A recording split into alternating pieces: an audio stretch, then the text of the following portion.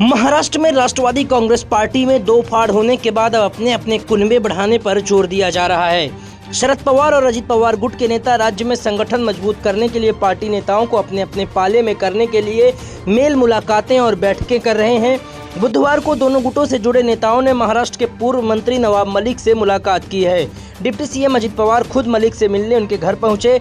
बाद में अजित गुट के ही छगन भुजबल ने भी नवाब मलिक से मुलाकात की। शरद पवार गुट के नेता अनिल देशमुख भी नवाब मलिक से मिलने के लिए पहुंचे और उनके साथ मोर्चे के पदाधिकारी भी मौजूद थे। आपको बता दें कि 64 साल के एनसीपी नेता नवाब मलिक को पिछले हफ्ते सुप्रीम कोर्ट से मेडिकल के आधार पर अंतरिम जमानत दी गई है।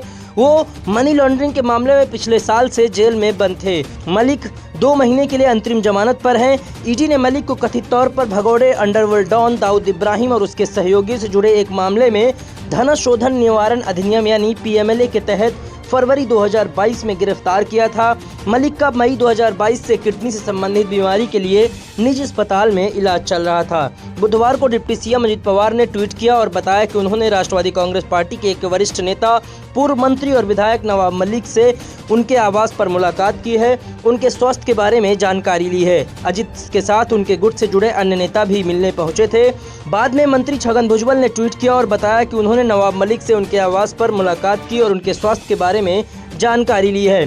भुजबल डिप्टी सीएम अजित पवार के नेतृत्व वाले एनसीपी गुट के नेता हैं। वे पार्टी के उन 9 विधायकों में से एक थे जिन्होंने 2 जुलाई को एनसीपी में बगावत की और बीजेपी सरकार में मंत्री बनाए गए थे। वहीं इस मेल मुलाकात की खबरों के बीच एनसीपी के संस्थापक शरद पवार गुट के नेता और पूर्व मंत्री अनिल देशमुख भी नवाब मलिक से उनके घर पर मुलाकात करने पहुंचे।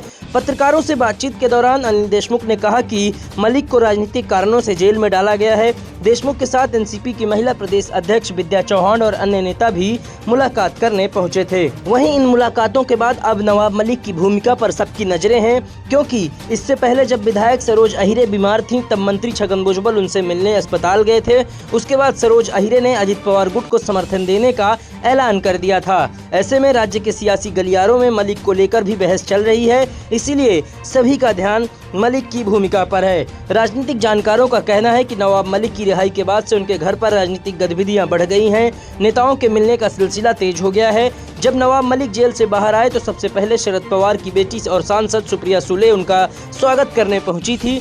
सुप्रिया सुले मलिक के घर भी गई थी। शरद पवार के बुलावे से पहले अजित पवार गुट के नेता और सांसद प्रफुल्ल पटेल और प्रदेश अध्यक्ष सुनील तटकरे भी मलिक से उनके घर पर मुलाकात करने पहुंचे थे। अजित गुट की महिला मोर्चे की प्रदेश अध्यक्ष रूपाली चकनाकर भी मौजूद थी। वहीं बाद में शरद पवार ने भी नवाब मलिक को फोन कर हालचाल जाना था। ऐसे में सवाल उठ रहा है कि मलिक किसकी तरफ हैं। वहीं इस बात की भी नजर है कि आने वाले समय में मलिक अपनी भूमिका को कैसे स्पष्ट कर पाएंगे और ऐसा करते वक्त वह किस तरह की सावधानी बरतेंगे, ये देखना बेहद दिलचस्प होगा। ब्यूरो रिपोर्ट इन 24 न्यूज़।